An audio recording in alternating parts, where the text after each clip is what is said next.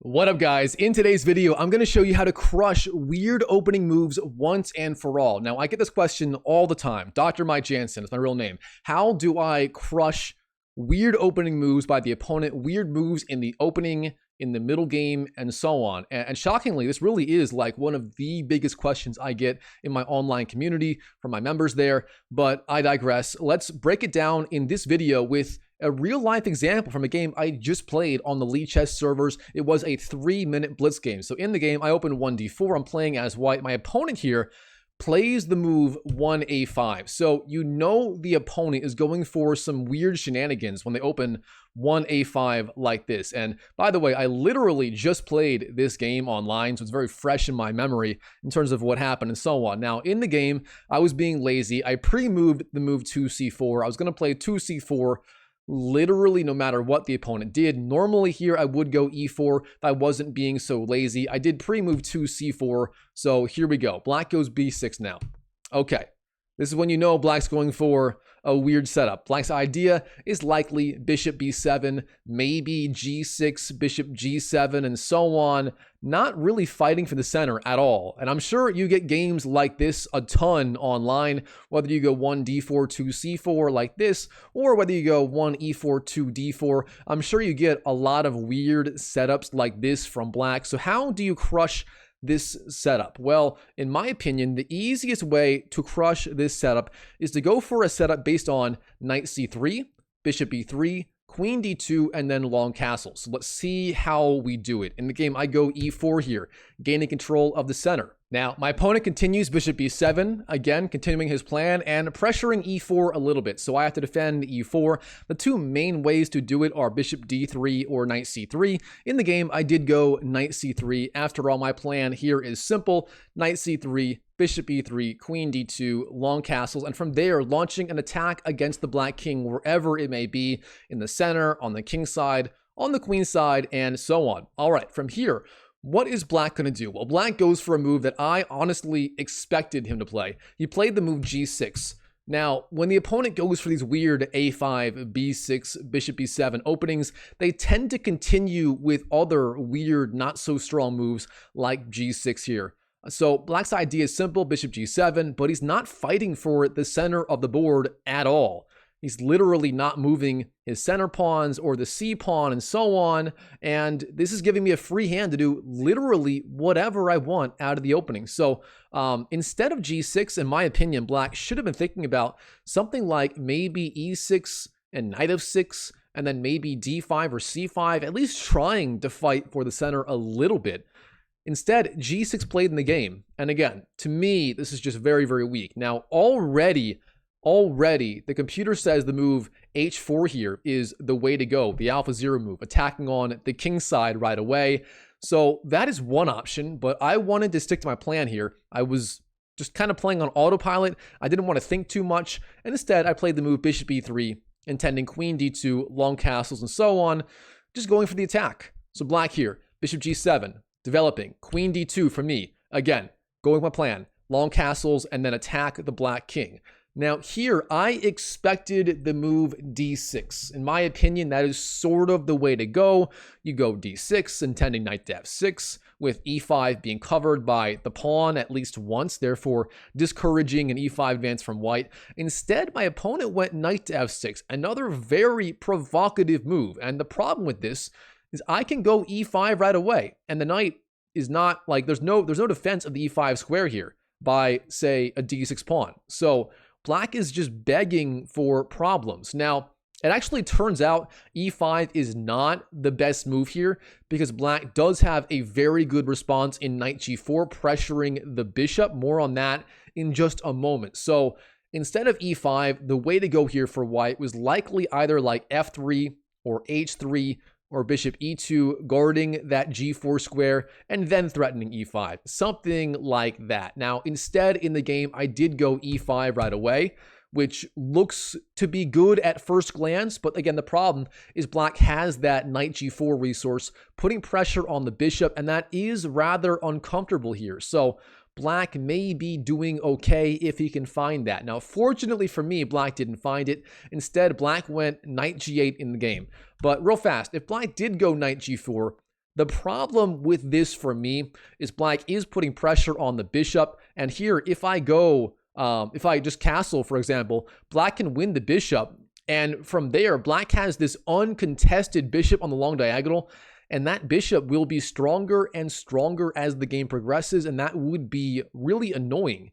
So I didn't want to allow that. If black did play this, I would have to go like bishop f4 or g5, and things get a little bit messier overall. It's still good for white, but it is a little messier and a little harder to play. So that would have been the right idea from black.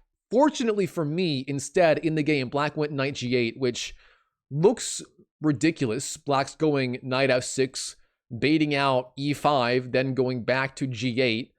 Like, what the heck is black doing? Again, a classical weird opening where black is wasting moves, double fianchettoing. I'm sure you're getting games like this online right now as I do this video. I mean, this kind of stuff, I face this all the time, even around 2000 ELO on chess.com in Rapid and Blitz. So if you face these at like 500 or 1000 or 1500 ELO, like, you're not alone. I still face this kind of stuff all the time in my own games.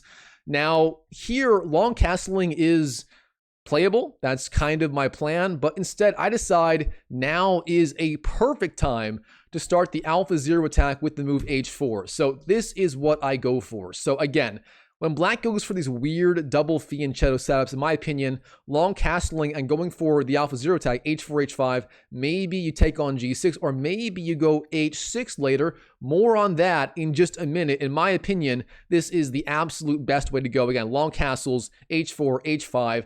This is the easiest way to get a big attack against the opponent. Now here, what is black going to do? Again, black still hasn't moved any of these center pawns. At some point, black is going to have to move them. You can't go the whole game not moving your center pawns. So in the game, black did go e6, finally fighting back a little bit, maybe intending knight to e7 as f6 is not possible. So that is one idea. But in my personal experience, both playing online and analyzing these kinds of positions with Stockfish, whenever black goes for these early bishop g7 setups, playing e6 like this is typically not the best idea, and it doesn't really work here. The problem with that is you weaken all of these dark squares so much on the king side. Like, because all your pawns are on these light squares, your dark squares here, like e7, f6, g7, h6, and so on, they become super, super weak.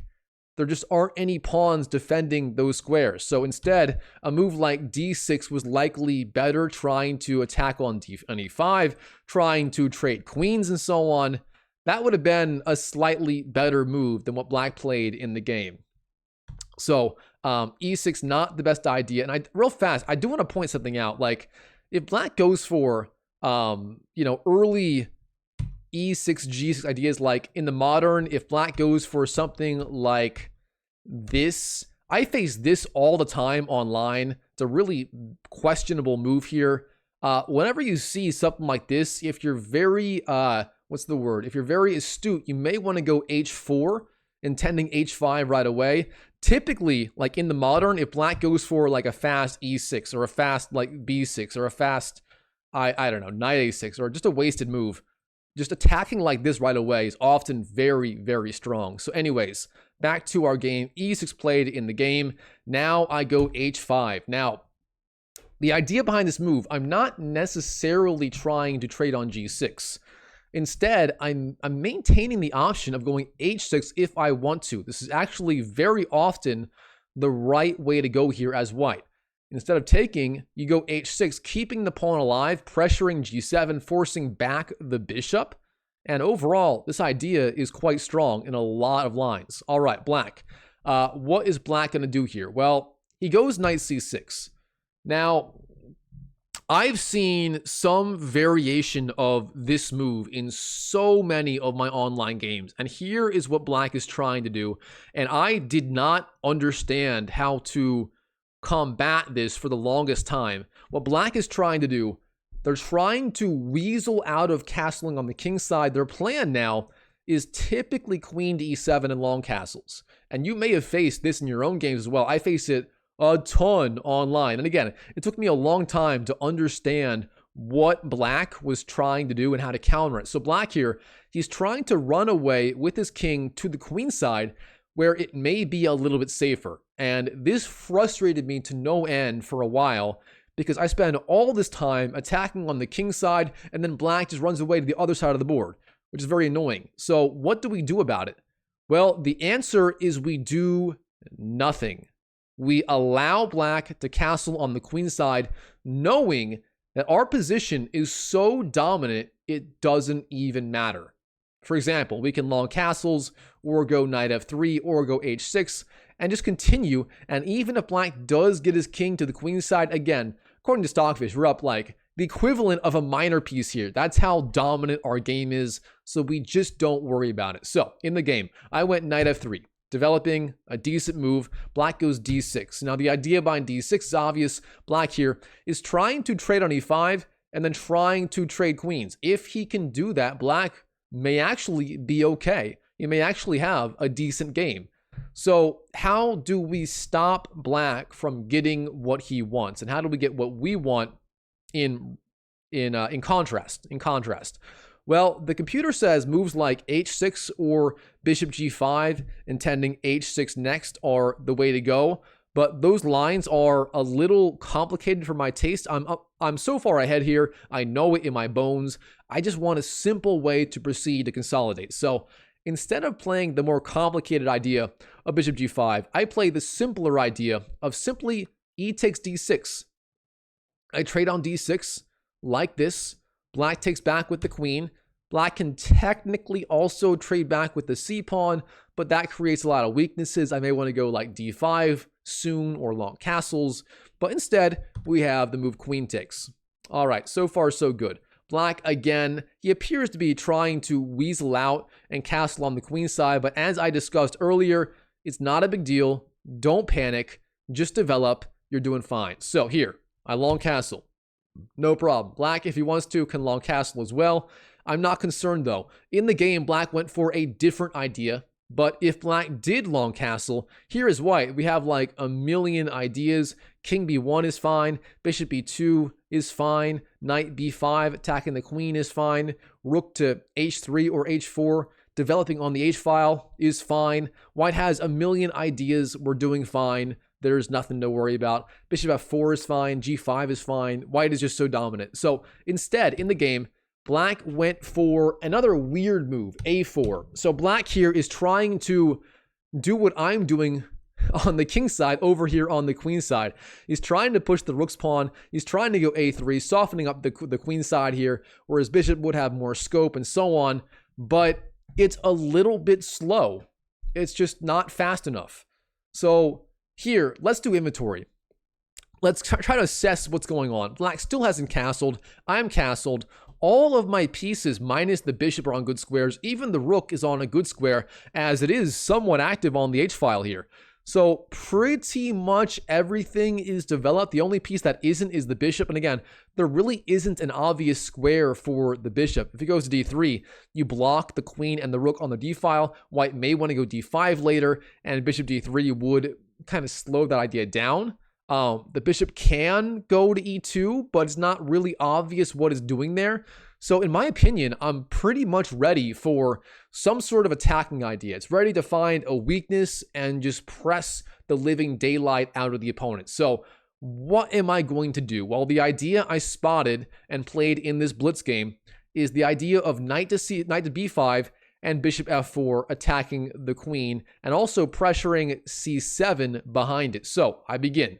Knight b5, queen d8, then bishop f4. This is my idea. I'm forcing the queen back, good, and then I gang up on the weak pawn on c7, sort of in the spirit of the Jobava London opening, if you know that opening.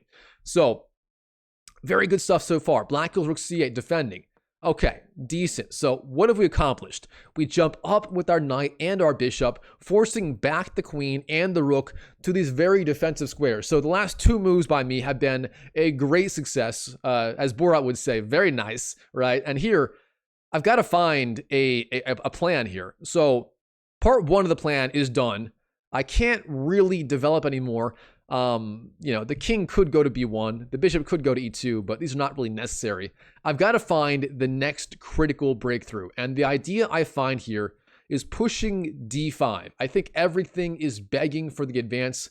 d5 it is. I attack the knight. If black takes the pawn, I take back. The e-file opens up. Black's king is still stuck in the center. Everything is going my way. Literally everything here. So what can black do? Well, turns out, according to the engine, taking on d5 and then going knight a5 is the theoretical best response. But if this is the best that black can do, this is just embarrassing. I mean, I'm crushing here. I can go king b1, then d6 or rook e1, and so on.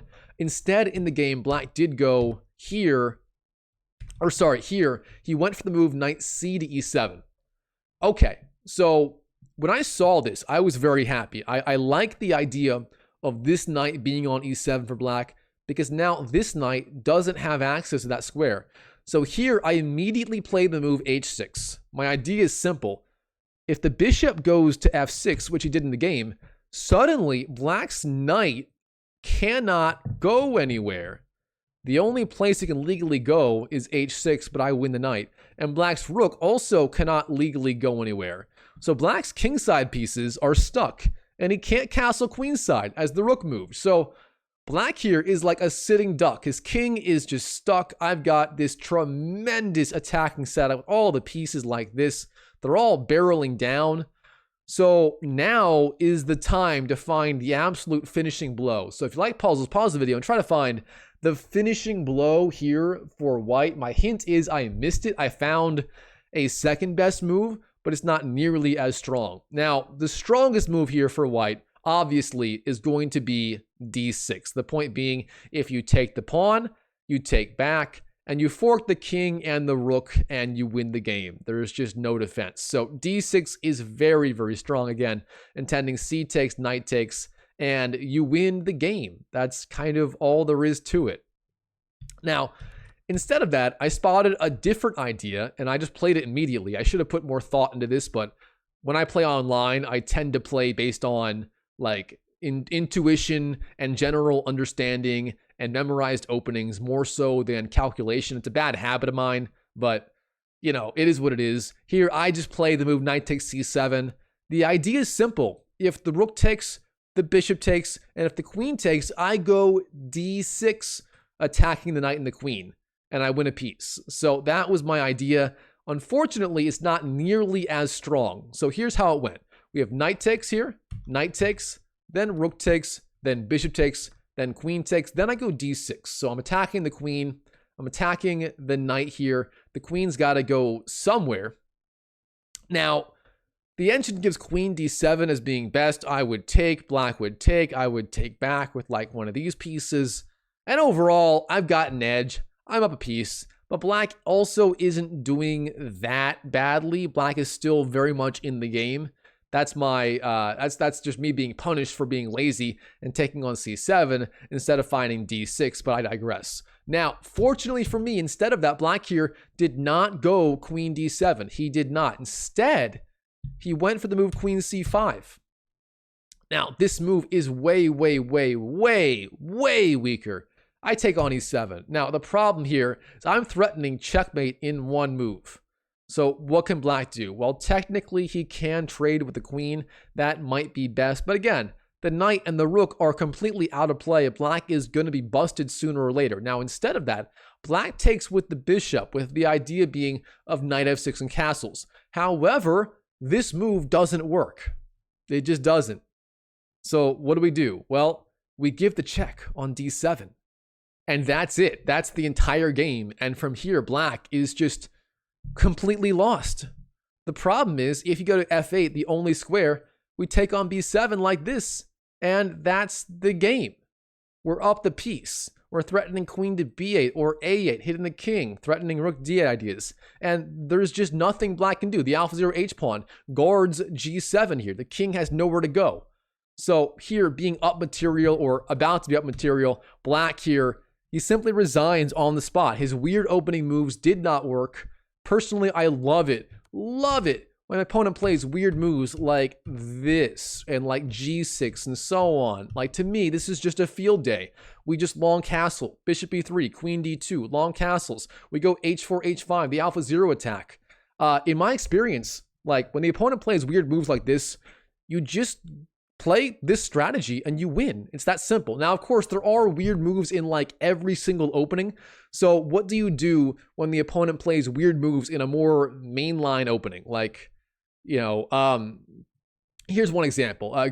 Magnus Carlsen, I believe in the 2022 Speed Chess Championships versus Gukesh D, Magnus playing as white, he played a new opening idea.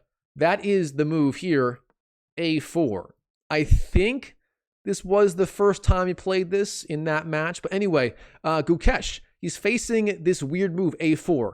What does he do in the game? Now, I forget the rest of the game offhand, but if I imagine Black simply like castled, then went d5 and c5, like standard Nimzo Indian ideas. So when the opponent plays a weird move in a more standard opening, don't panic. Just follow your plan. Like, what would you do if the opponent played a regular move? Well, play your regular response against the weak move, and you'll get a great game. Black here is already better. So it's that simple. Anyway, I digress. Hopefully you enjoyed this video. Hopefully you got something out of it and learned how to counter weird opening moves like me, the way I personally do it. Again, my favorite plan as white, if the opponent plays weird stuff, is just that idea of like knight c3, bishop e3, queen d2, long castles, and h4, h5. In my opinion, that is the way to go versus weird stuff like b6, bishop b7, and so on. We just long castles, go h4, h5, and we win the game. That's about it. So anyways, hope you enjoyed it. If you did, comment down below what you thought of the video. Comment down below if you agree that this is the best way to counter weird moves, or if it's not, let me know what you think the right way is. Feel free to argue with me, whatever you want to do. And if you enjoyed the video, please smash that YouTube like button. It does help me out a ton with reaching more people with these, I hope, these helpful videos. Hopefully you agree. And as always, I wish you the best of luck in your chess improvement journey in 2025 and beyond. And I'll see you in the next video.